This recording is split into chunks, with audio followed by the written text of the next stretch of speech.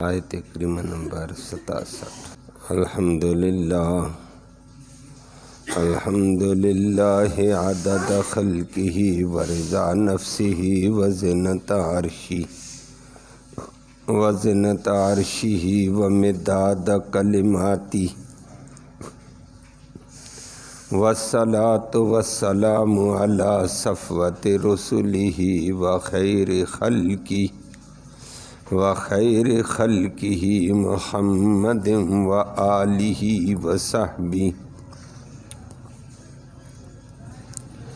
اما بعد فاعوذ باللہ من الشیطان الرجیم، بسم اللہ الرحمن الرحیم۔ یا ایہا الرسول بلغ ما انزل الیک من ربک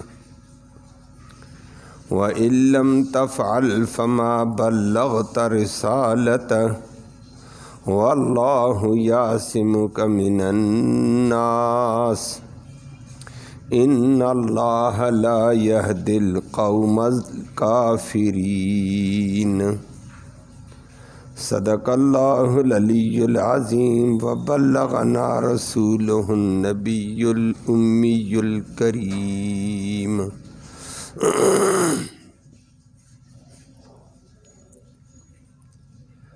قابل تکریم معزز سامعین کرام، آیت کریمہ میں اللہ رب العالمین نے پیغمبر خدا صلی اللہ علیہ وسلم کو اللہ کے لائے ہوئے پیغامات اور احکامات کو کھول کھول کر بیان کرنے کا حکم دیا، جس سے امت کو بھی تنبیہ کر دی تم نبی کے نائب ہو کر بات کو کھول کر دوسروں تک پہنچا دو۔ اگلی بات ہے کوئی مانے یا نہ مانے، وہ تمہاری ڈیوٹی نہیں ہے۔ تمہاری ڈیوٹی حقانیت کو واضح کر کے دوسروں تک پہنچانا ہے۔ پھر اسی ضمن میں ایک اور بات فرما دی، جب حق بات کی گویائی کی جاتی ہے تو مخالف دشمن کی طرف سے طرح طرح کی اذیتیں بھی ہیں، تکلیفیں بھی ہیں، نقصان بھی ہے، جان کا خطرہ بھی ہے۔ اللہ نے نبی کریم صلی اللہ علیہ وسلم کو تسلی دے کر فرمایا پریشان مت ہونا، تیرا کام دین کو کھول کر بیان کرنا، میں رب اس دین کی وجہ سے تیری حفاظت کروں گا، اور تجھے تیرے مخالفین ذرا برابر نقصان نہیں دے سکیں گے، اور جو تیرا مخالف ہوگا یہ کفر ہے، نبی کی تنکیس، نبی کی مخالفت۔ فرمایا ایسے طبقے کو اللہ کبھی ہدایت بھی نہیں دے گا، اللہ ہمیں اس سے محفوظ فرمائے۔ لفظی ترجمہ سماعت فرمائے۔ فرمایا یا ایہا الرسول، اور رسول کریم صلی اللہ علیہ وسلم، بلغ خوب پہنچا دو، وہ احکامات، وہ پیغامات، انزل جو اتارے گئے، الیک تیری طرف، من ربک تیرے رب کی طرف سے، جو حکم سنا، اور حالات سے یا بعض وجہ سے تو بات نہیں پہنچائے گا تو سن، فَإِن لَّمْ تَفْعَلْ، اگر تو خوب کھول کھول کر بات نہیں پہنچائے گا، یہ کام نہیں کرے گا، لم تفعل یہ تو کام نہیں کرے گا، تو فما بلغت، تو نے پھر پہنچایا نہیں ہے، رسالتہ، اس رب کے پیغامات کو، پھر کمی ہو جائے گی، اور یہ کمی نبی تو خیر کر ہی نہیں سکتا تھا، لیکن امت کو تنبیہ کر دی۔ اور اگلی بات ہے نقصان ہو جائے تو کیا ہوگا؟ فرمایا واللہ، اور اللہ رب العالمین، یعصم، حفاظت کرے گا، کا تیری، من الناس، سارے لوگوں سے، اپنوں سے، بیگانوں سے، دشمنوں سے حفاظت ہوگی۔ اور تیری تنقیص کرنے والا، توہین کرنے والا وہ ان اللہ بے شک اللہ رب العالمین لا یہدی ہدایت نہیں دے گا القوم الکافرین کافر قوموں کو۔ اللہ اکبر۔ نبی کریم صلی اللہ علیہ وسلم کے فریضہ تبلیغ کا ذکر ہے، فریضہ ابلاغ کا ذکر ہے۔ نبی کریم صلی اللہ علیہ وسلم پر جب وحی آئی، توحید الہی کا اعلان کیا گیا۔ ابتدا میں دو باتیں سامنے آئیں، ایک توحید الہی اور نمبر 2 محمد کریم صلی اللہ علیہ وسلم کی رسالت کا اعلان۔ تو مکہ کے لوگوں کے لیے یہ دونوں پیغام غیر مانوس تھے۔ جو شرک میں ڈوبے ہوئے لت پت توحید کا وہ سننا گوارا ہی نہیں کرتے تھے، بلکہ توحید کو وہ اتنا برا سمجھنے لگے، شرک میں ڈوبے ہوئے تھے، توحید کو انہوں نے برا سمجھا، اور برا سمجھنے کی وجہ سے بہت سارے حالات پیدا ہو سکتے تھے۔ اور رسالت محمد کریم صلی اللہ علیہ وسلم کے بھی وہ مخالف توحید کی وجہ سے کہ اب ہم تجھے رسول بھی نہیں مانتے ہیں، اب تو اپنے آپ کو نبی کہلاتا، ہم تیری نبوت ہی نہیں مانتے ہیں، تیری رسالت کو نہیں مانتے ہیں۔ کیوں؟ توحید کی وجہ سے۔ ویسے تو وہ نبی کو صادق اور امین کہتے تھے، لیکن توحید اتنی ناگوار محسوس ہونے لگی کہ اس کی وجہ سے نبی نے توحید بیان کی کہ نبی کا منصب بھی ظالم نہیں مانتے تھے، بالآخر نبی کو صادق کے بجائے کذاب کہنے لگے، معاذ اللہ، اور امین کے بجائے بددیانت کہنے لگے، جادوگر کہنے لگے، ساحر کہنے لگے، مجنون کہنے لگے، شاعر کہنے لگے، طرح طرح کے الزامات۔ اللہ، اصل چیز توحید تھی، اور وہ بیچارے شرک میں ڈوبے ہوئے تھے سر سے پاؤں تک۔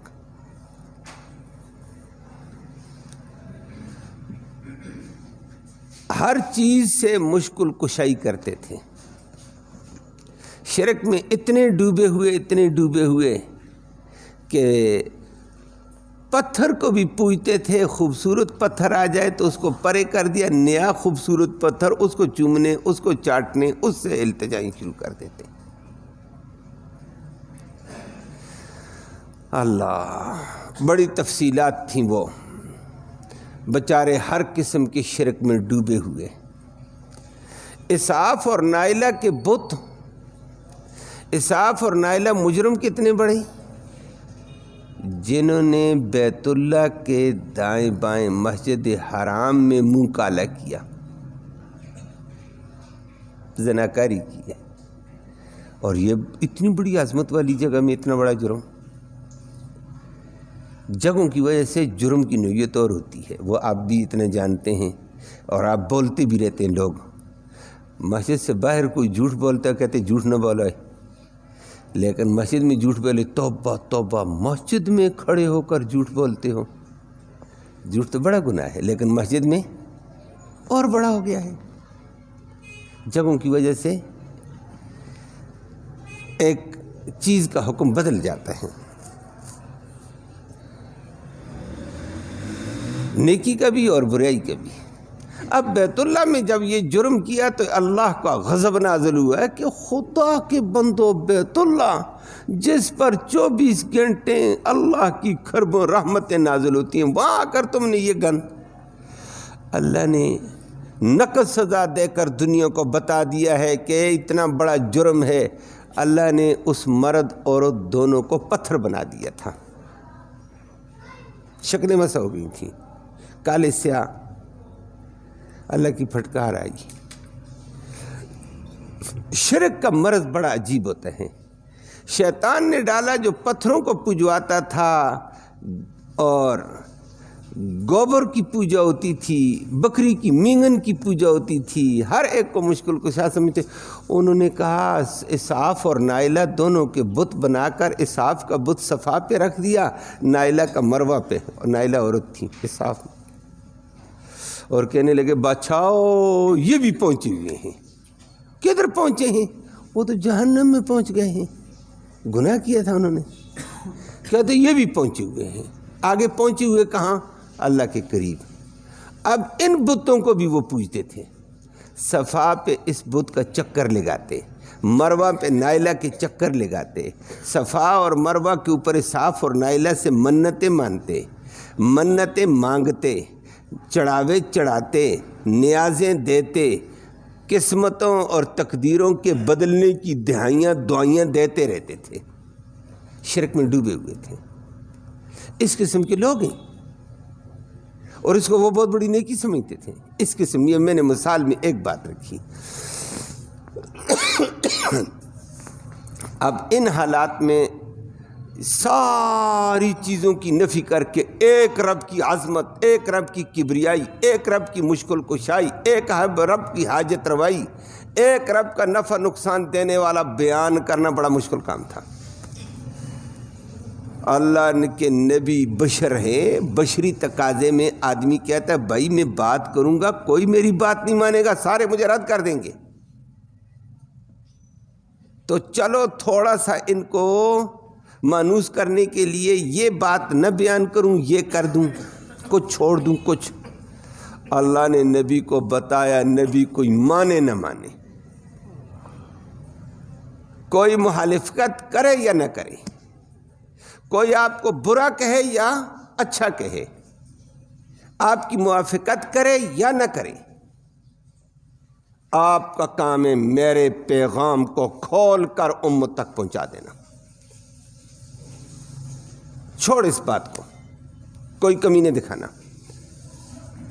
جو پیغام توحید کا ہے کھول کر سنا. اللہ نے اس کے لیے عجیب انداز میں فرمایا یا ایھا الرسول بلغ. او رسول، بلغ تبلیغ ہے. تبلیغ کا معنی یہ ہوتا ہے، ہر آدمی تبلیغ تو خیر بڑا وسیع مفہوم ہے اس کا، کہ حق بات کو پورے دلائل کے ساتھ مخاطب کے حال کے مطابق دلائل دے کر اس کو پورے طور پر ثابت کرنا، کہ پورے دلائل کے ساتھ حقانیت کو پہنچا دو، دوسرے کے دماغ میں ڈال دو. مانے نہ مانے وہ بات کی بات ہے. اللہ نے نبی کو بتایا، حکم بھی سنا، دلائل بھی دے توحید کے، کھول کر دلائل دے. مخالفت کریں گے کیا ہوگا؟ اور نبی کریم صلی اللہ علیہ وسلم کی خود ایک حدیث میں آتا ہے، جب اللہ نے مجھے کہا کھول کر توحید کو سنانا، میں نے دل میں آیا اب زندہ کوئی نہیں چھوڑے گا، اب ماریں گے. لیکن رب کا فیصلہ سمجھ کر میں نے خوب کھول کر توحید بیان کی. اور توحید کھول کر بیان کی. سب سے پہلے اپنے سگے، اپنے چچے ابو لہب نے پتھر مارے، سب سے پہلے اس نے گالیاں دی. پھر عرب کا طریقہ چلتا رہا. پھر کوئی موقع ایسا نہیں تھا، طرح طرح کی اذیتیں، گالیاں، برا بلا. وہی صادق اور امین، اور اب برا بلا کہنے لگے. اللہ نے نبی کو بتایا، نبی جو قرآن کا، جو وحی کا حکم آپ کی طرف قرآن کی شکل میں، وحی کی شکل میں، اس کو کھول کر سنانا شروع کر. چھوڑ اس بات کو کہ ہوتا کیا ہے. آپ کی ڈیوٹی ہے، آپ اپنا فریضہ پورا کریں. فرمایا یا ایھا الرسول بلغ ما انزل الیک، جو آپ کی طرف وحی نازل کی گئی، اللہ کا پیغام نازل کیا، اللہ کا حکم نازل کیا، اس کو کھول کر بیان کر، پورے دلائل کے ساتھ اس کی حقانیت کو واضح کر. وہ اللہ کی طرف سے آیا، فَإِن لَمْ تَفْعَلْ، اگر آپ یہ کام نہیں کریں گے، فَمَا بَلَّغْتَ رِسَالَتَهُ، پھر اللہ کی رسالت کو آپ نے پہنچایا نہیں ہے. کھول کر بیان کر.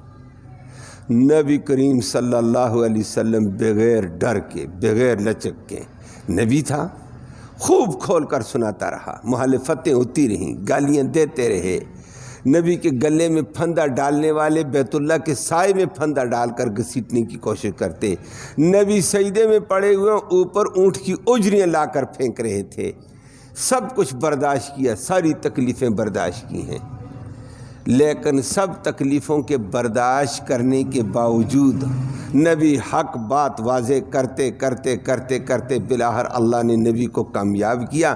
یہ الگ بات ہے، ابتدا میں مکہ سے ہجرت کر کے مدینہ گئے، بات کھول کر سناتے چلے گئے، مدینہ سے واپس مکہ فتح بھی ہو گیا، اور آخری 10 ہجری کو نبوت کا آخری سال تھا، نبی کریم صلی اللہ علیہ وسلم کا دنیا میں 1,44,000 کم و بیش مجمع میں صحابہ کرام کے نبی نے کھول کر آخری خطبہ دیا، جو اسلام کا ایک دستور کے طور پر سامنے آیا، اور اسلام کا ایک مرکزی دستور سامنے آیا۔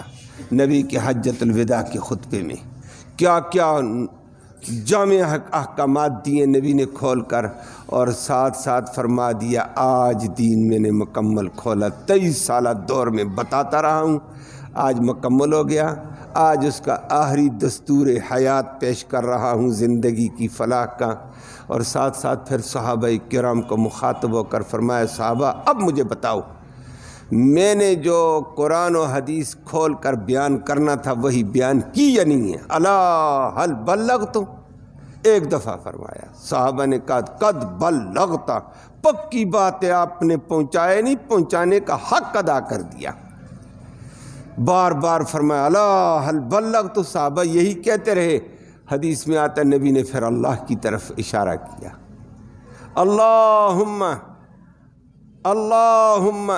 مشہد ہؤلاء، صحابہ سارے کھڑے ہو کر کہتے قد بلغتا قد بلغتا، فرمایا اللہ تو گواہ رہنا ان کے اوپر، سارے ہاتھ کھڑے کر کے بتلا رہے ہیں کہ میں نے دین کو پہنچانے کا حق ادا کر دیا، تو گواہ رہنا میں نے پہنچا دیا ہے۔ یہ بھی آج کہہ رہے ہیں تاکہ کل قیامت کے دن اس پیغام کے حوالے سے مجھے پوچھا نہ جائے۔ محاسبہ تو اللہ کے ہاں ہونا ہے ہر چیز کا، چاہے کوئی بھی ہو۔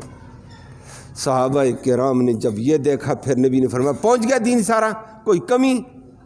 فوراً آیت نازل ہوگی الیوم اکملت لکم دینکم واتممت علیکم نعمتی ورضیت لکم الاسلام دینا، آج میں نے دین مکمل کر دیا۔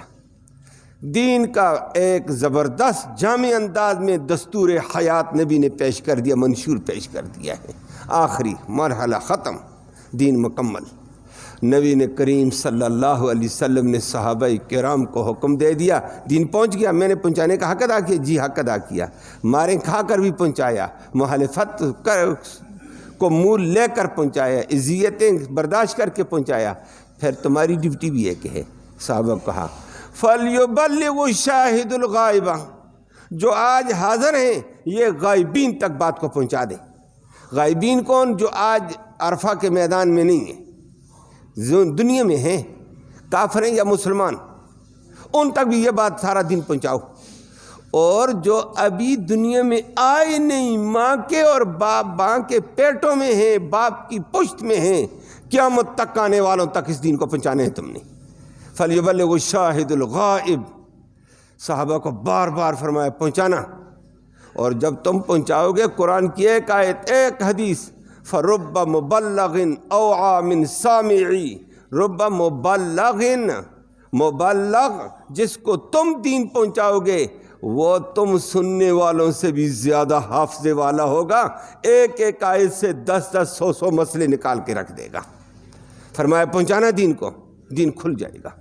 صحابہ نے بھی آگے حق ادا کیا پہنچانے کا، ایسا پہنچایا واقعتاً رب مبلغ اوعى من سامعی نظر آیا۔ صحابہ نے حدیثیں پیش کی، پیچھے ائمہ کرام آئے، امام اعظم ابو حنیفہ، امام شافعی، امام احمد بن حنبل، ایک ایک حدیث سے کئی مسئلے نکال کر لوگوں کے لیے حل کر کے رکھ دیا ہے۔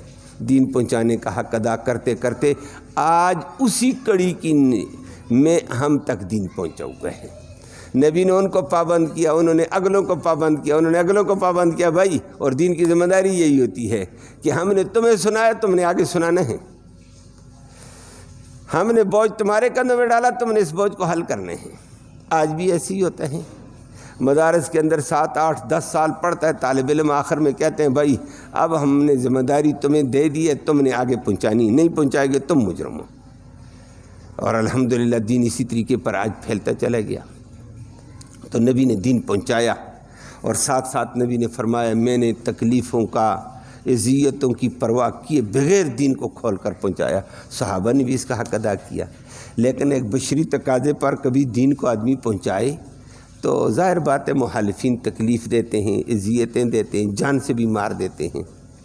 اللہ نے نبی کو تسلی دی ہے، نبی تیرا کام دین پہنچانا، تو یہ فریضہ پورا کر، دین والے رب کا کام ہے تیری حفاظت کرنا۔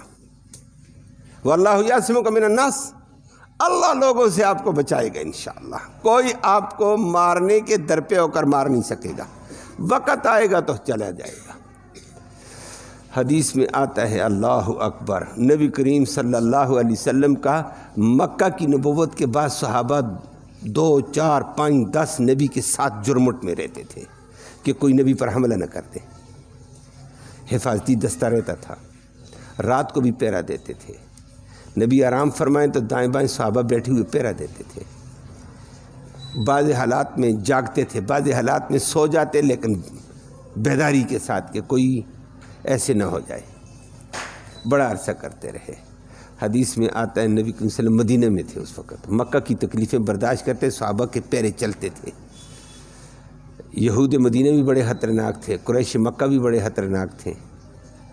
تو مدینہ میں نبی کریم صلی اللہ علیہ وسلم ایک جہاد سے واپس آئے، دن بھر جہاد، کئی دن تک واپس چلتے چلتے پیدل آ کر رات کی آدھی رات کے بعد مدینہ پہنچے۔ نبی کریم صلی اللہ علیہ وسلم عشاء کی نماز پڑھی، اس کے بعد عائشہ کہتی، روایت میں آتا ہے عائشہ کہتی میرے کمرے میں نبی آئے نا، نبی نے بڑے افسوس کے ساتھ، آہ کے ساتھ کہا کاش آج کوئی، سارے صحابہ تھکے ہوئے ہیں، سارے میرے ساتھ جہاد میں آئے، لگاتار جہاد کیا، لگاتار پیدل چلتے تھے، ہمت کسی کی نہیں، میری بھی آج ہمت نہیں ہے جاگنے کی۔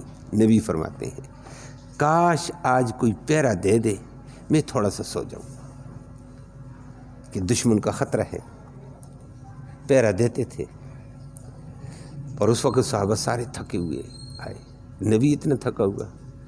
عائشہ کہتی میں نے کہا میں نے سوچا میں کہا، دل میں آیا اپنے والد کو جا کر کہتی ہوں نبی تھکے ہوئے ہیں، چاہتے ہیں کوئی پہرا دے دے میں آرام کر لوں۔ تو والد آئے گا یا بھائی آئے گا؟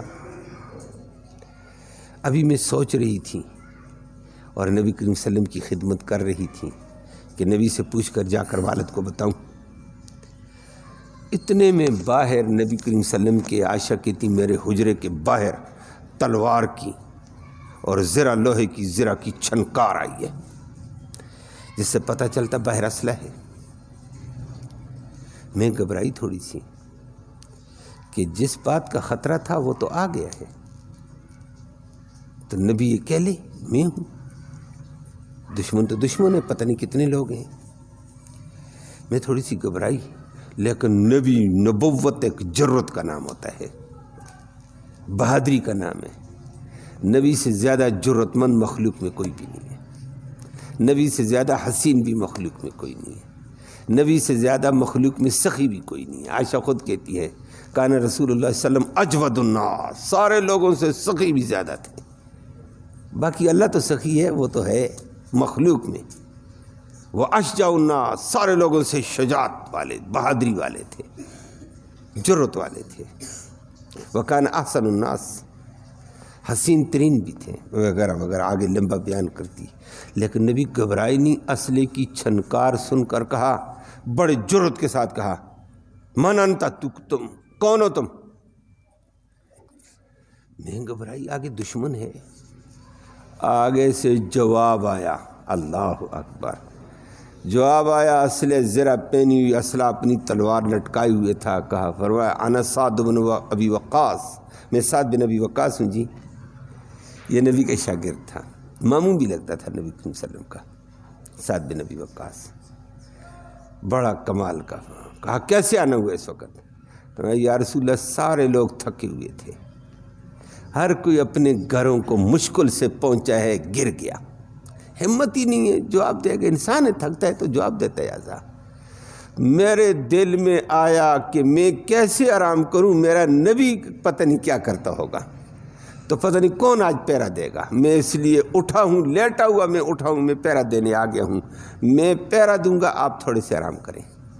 نبی نے فرمایا فدا کا ابی و امی، اور ساتھ تیرے اوپر میرے ماں باپ قربان ہوئے، تھوڑا سی دیر رک، میں آرام کرتا ہوں۔ یہ سعد کو احد میں بھی نبی نے یہی کہا، ارم یا سعد فدا کا ابی و امی۔ نبی کے آگے کھڑا تیر مار رہا تھا کفر پر، نبی خوش ہو کر کہتے ارم یا سعد، سعد خوب تیر اندازی کر کفر کے اوپر، تیرے اوپر میرے ماں باپ قربان ہوں۔ سعد نے کمال کیا، نبی کے آگے دفاع، نبی کے آگے کھڑا کہ نبی کو تیر ادھر سے نہ لگے، نبی کی آپ کو اپنی پشت پہ رکھا ہوا ہے، آگے کھڑا مقابلے کرتا رہا۔ یہ وہ سعد تھا رضی اللہ تعالیٰ عنہ۔ سعد نے تھوڑا سا کیا، سحری کو اللہ کے نبی بر وقت اٹھے، جیسے اٹھے وضو کر کے نماز کی کھڑے ہوئے، سعد باہر پیرے میں کھڑا تھا۔ یہ جملہ اللہ نے اس وقت اتارا، بلغ ما انزل الیک من ربک، پہلے آیا جب سے رسالت ملی کھول کر بیان کر، اگر کمی کرے گا تو رسالت کا حق ادا نہیں ہوگا۔ لیکن سعد پیرا بھی چلتا رہا۔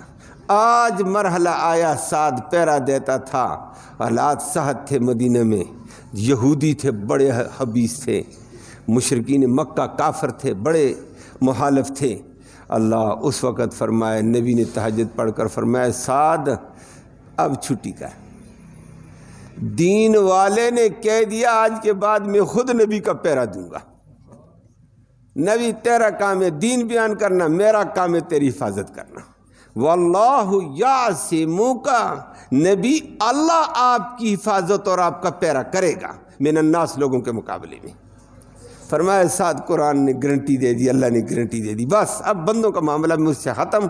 اس کے بعد نبی جنگوں میں ہوتے، حضر میں ہوتے، سفر میں ہوتے، گھر میں ہوتے، اکیلے بھی چلے جاتے، مجمع میں گھس جاتے کفر کے، کوئی پرواہ نہیں ہے کہ میرے دائیں کون ہے بائیں کون ہے، اللہ نے حفاظت لے لی۔ دشمن زور بھی لگا لیتا، نبی تک پہنچ ہی نہیں سکتا تھا، اللہ نے ایسی مدد کی تھی۔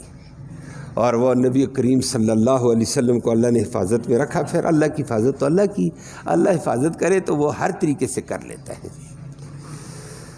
اللہ اکبر۔ غزوہ احد میں سخت حالات تھے، جس طرح میں نے عرض کیا، سعد ایک موقع پر کھڑا تھا، طلحہ ایک موقع پر کھڑا تھا، نبی کو خوب تیر آ رہے تھے، طلحہ اپنا ہاتھ آگے کرتا رہا، تیر لے کر ہاتھ شل ہو گیا، لیکن ہاتھ نیچے نہیں کیا اس نے، میرے نبی کو تیر نہ لگے۔ کمال کے لوگ تھے۔ آج ہم گیند مارتے ہیں، کہتے ہیں وکٹ کو نہ لگے، واہ صحابہ تم آگے ہاتھ پھیلاتے، ادھر تیر آتے ادھر لے لیتے، ادھر آتے نبی تک نہ لگے، ہاتھ شل ہو گیا ہے۔ صحابہ کہتے ہیں ہم نے یہ شل ہاتھ بعد میں بھی دیکھا تھا، لیکن طلحہ پھر بھی اتنے جرت سے کام کرتا جیسے صحیح بندہ کرتا تھا دوسرے ہاتھ سے۔ تو نبی کریم صلی اللہ علیہ وسلم احد میں، صحابہ بعد میں کہتے ہیں یا رسول اللہ، ہم نے ایک موقع پر آپ کے ارد گرد دو بندے دیکھے ہیں، سفید کپڑوں میں تھے، اور انہوں نے پہلے سفید امامے باندھے ہوئے تھے، بعد میں سرخ امامے باندھے ہوئے تھے، بندے دو تھے، قداور تھے۔ جب آگے بگڑتے تو ایک آپ کے آگے ہوتا ہے، ایک پیچھے ہوتا تھا۔ جب آپ کسی جگہ کھڑے ہوتے، وہ ایک آپ کے دائیں طرف ہوتا ہے، ایک بائیں طرف ہوتا، اور آپ کے مقابلے میں کافر آتے تھے، ایسے پار لگتے جا کر ہمیں نہیں سمجھ آتی تھی، یا رسول اللہ یہ کون لوگ تھے؟ یہ کبھی کلاس میں نہیں آئے، کبھی درس میں نہیں آئے، ہم نے کبھی نماز میں نہیں دیکھے، کسی جگہ ان بندوں کو نہیں دیکھا، ہم میں سے کوئی نہیں پہچانتا یہ دو بندے کون تھے۔ بڑے قداور قسم کے کھڑے تھے سفید لباس میں، اور حسین بھی بڑے تھے۔ نبی کریم صلی اللہ علیہ وسلم مسکرائے، فرمایا انتم رأیتموہما، تم نے ان کو دیکھا تھا؟ یا رسول اللہ ہم نے اپنی آنکھوں سے دیکھا، بار بار دیکھا، کبھی آپ کے ایک آگے ہوتا ہے ایک پیچھے ہو جاتا، آپ جاتے، کبھی کسی جگہ آپ ٹھہرتے تو ایک دائیں طرف ہو جاتا، ایک بائیں طرف آپ کے ہو جاتا تھا، دشمن آگے آتا، دشمن آنے سے پہلے گر جاتا تھا۔ یہ کون تھے؟ نبی فرمایا دیکھے تھے، فرمایا دیکھے تھے، فرمایا ایک طرف جبرائیل کھڑا ہوتا تھا، دوسری طرف میکائیل ہوتا تھا، اور اللہ نے حفاظت کے لیے بھیجے ہوتے تھے کہ میرا نبی میدان جنگ میں کھڑا ہے، جاؤ حفاظت کرو۔ اللہ اپنے وعدے پورے کرتا ہے اور کہتا ہے تم دین کو کھول کر بیان کرو، حفاظت میرے ذمہ ہے۔ واللہ یعصمک من الناس، بچانے والا اللہ۔ اور ساتھ ساتھ فرما دیا نبی جو آپ کی مخالفت کرے گا نقصان دے گا، ان اللہ لا یہدی القوم الکافرین، اللہ یہ کافر ہے جو نبی کو تکلیف دینا چاہتا ہے، نبی کی بات کو نہیں لینا چاہتا ہے، اور کافر کو کبھی اللہ ہدایت نہیں دے گا، نہ دنیا میں نہ آخرت میں، برباد ہو گیا۔ اللہ ہمیں اس سے محفوظ فرمائے اور دین کے تقاضے پورے کرنے کے اللہ ہم سب کو توفیق نصیب فرمائے۔ اللہم صلی وسلم دائما ابدا علی حبیبک خیر الخلق کلہم، اللہم انا نسألک الہدی والہدی والعفاف والتقی والغنی، اللہم اہدنا واہدنا بہ وجعلنا سببا لمن اہتدی۔ یا اللہ تو رحمت کے فیصلے فرما، کوتاہیوں کو معاف فرما، دونوں جہانوں کی خیر نصیب فرما، شر سے محفوظ فرما، امن نصیب فرما، سلامتی نصیب فرما۔